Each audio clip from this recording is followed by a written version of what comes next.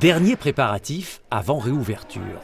En fait, dans l'idée, c'est que vu tout ce qu'on a fait vis-à-vis de la bétaillère, et si on est sur une ouverture un peu estivale, il faut qu'on la garde. Là, c'est pour ça Après 4 mois, les visites reprennent aux caves de la Chartreuse.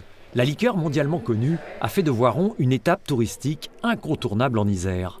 Le site voit passer chaque année près de 100 000 personnes venues découvrir l'histoire toujours secrète d'un breuvage composé de 130 espèces végétales. En fait, ici, on va montrer cette expérience chartreuse, la production ici d'un alcool depuis 1605, le travail, le savoir-faire des moines de manière ancestrale, goûter également cette liqueur, la préparer, la travailler et puis découvrir notre patrimoine.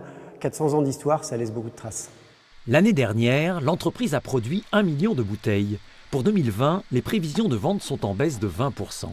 Car la crise sanitaire a obligé bars et restaurants à fermer leurs portes. Ce qui n'empêche pas les liqueurs de Chartreuse de se projeter dans l'avenir. Et après 80 ans de distillation à Voiron, une page se tourne.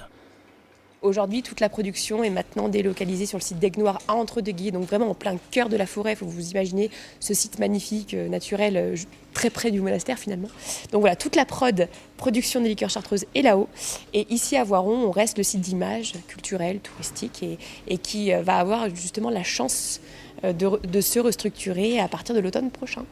Cette restructuration représente un investissement de plus de 4 millions d'euros, financé pour moitié par la région. Les travaux, retardés pour cause d'épidémie, devraient s'achever en 2022.